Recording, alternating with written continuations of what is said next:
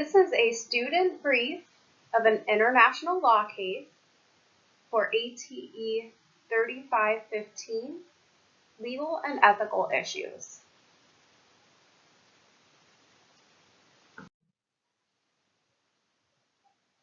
This is a Dutch case of Ms. Ippes and two animal protection organizations and the Minister of Nature Management and Fisheries.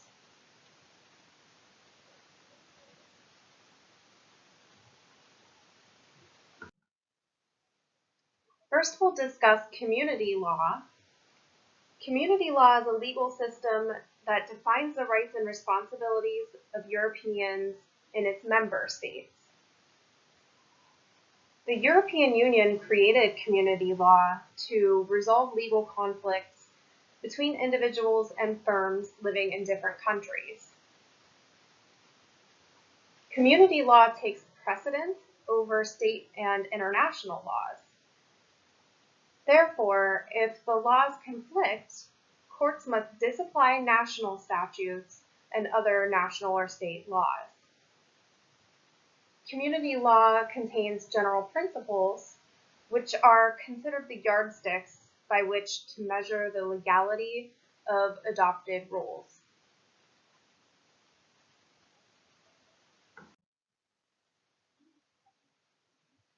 This Dutch case originated because of foot and mouth disease. Foot and mouth disease is a pandemic disease which leads to significant practical and economic burdens in the Netherlands. A vaccination exists for foot and mouth disease, but vaccination makes it impossible to differentiate between true infection and vaccination. Therefore, countries which are free of foot and mouth disease will not accept imported meat from vaccinated animals. The vaccination is also viewed as imperfect because it does not eradicate the disease. Therefore, the community in question banned vaccination for foot and mouth disease, and any known infected animals had to be slaughtered. However, this case questioned whether animal welfare was considered when imposing a vaccination ban.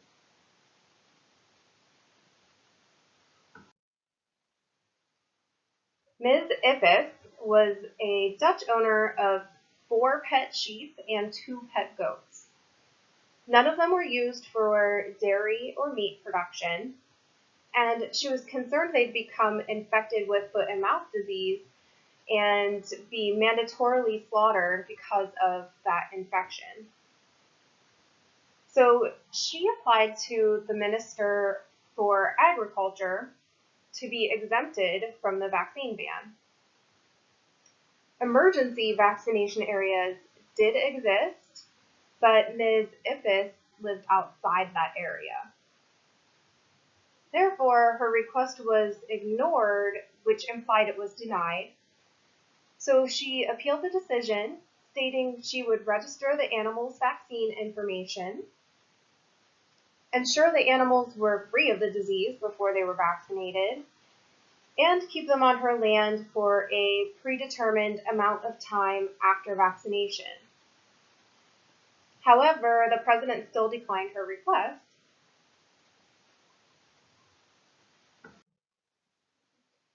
So Ms. Ippes and 2 animal protection organizations appealed the decisions to the court.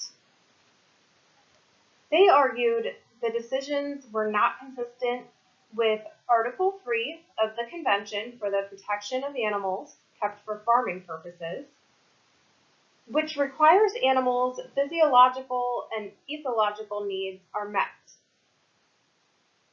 They also argued the decision was incompatible with community law principles which state all appropriate measures to be taken in order to ensure animal welfare and to guarantee that animals are not unnecessarily exposed to pain and suffering and no unnecessary harm is done to them.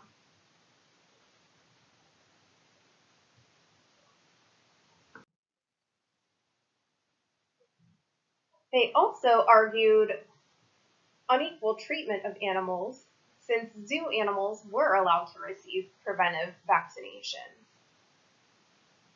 Finally, they also referred to Protocol 24 of the Amsterdam Treaty to argue the community should pay full regard to the welfare requirements of animals while respecting the legislative or administrative provisions and customs of the member states, relating in particular to the religious rights, cultural traditions, and regional heritage.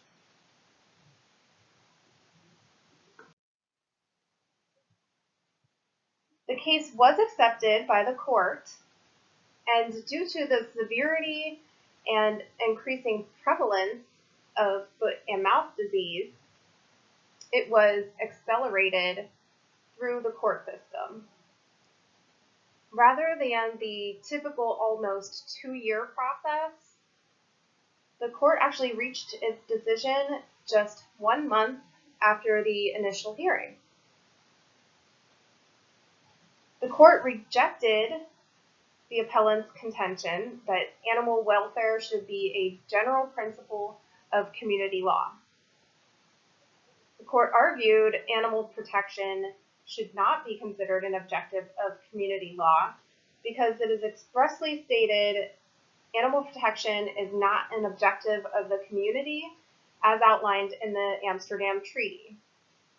Instead, animal protection is a concern of public interest.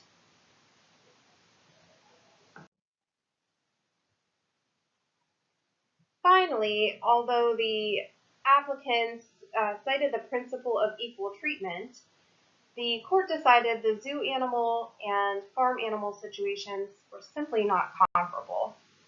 Even if they were, the court argued, the Commission's measures were objectively justified. However, the court did not deny the importance of animal health and protection. Therefore, they verified the community took full account of the requirements of animal welfare in adopting the contested measures.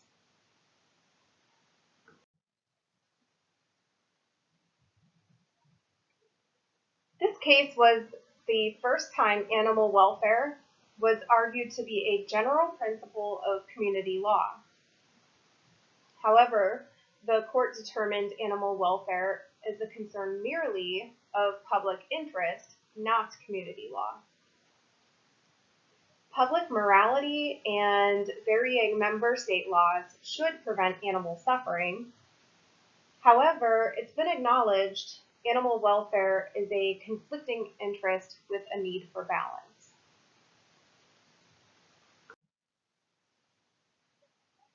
That need for balance brings us to the concept of proportionality. The court determined animal welfare was not a general principle of community law. General principles must reflect the inherent values of a contemporary society, and proportionality is a general principle, which was relevant to this case. Proportionality means legislators must take into account competing interests when legislating. It's also essentially referring to finding the best balance between conflicting interests. The level of protection given to animals across the community varies widely, and there are varying views as to whether animals have autonomous rights. The protection for certain recognized interests, generally those that are traditionally protected civil liberties and human rights, and other legally acknowledged values and interests, are generally considered to be judicial tasks. Therefore, the court heard the case, acknowledged animal rights are a conflicting interest, and decided the case based on its assessment of proportionality. In conclusion, it's not correct to claim that the community's policy fails to take into account the protection and health of animals. On the contrary, it was aimed at improving the health of all of the animals concerned by safeguarding them against a particularly frightening disease. Animal welfare is largely determined by the community's values and public morality. The courts must consider the interests of individuals and public interest when assessing proportionality. No new animal protection laws were established as a result of this case, but though the court rejected animal welfare as a general principle of community law, it did clarify animal welfare as a public interest, which institutions have to take into account.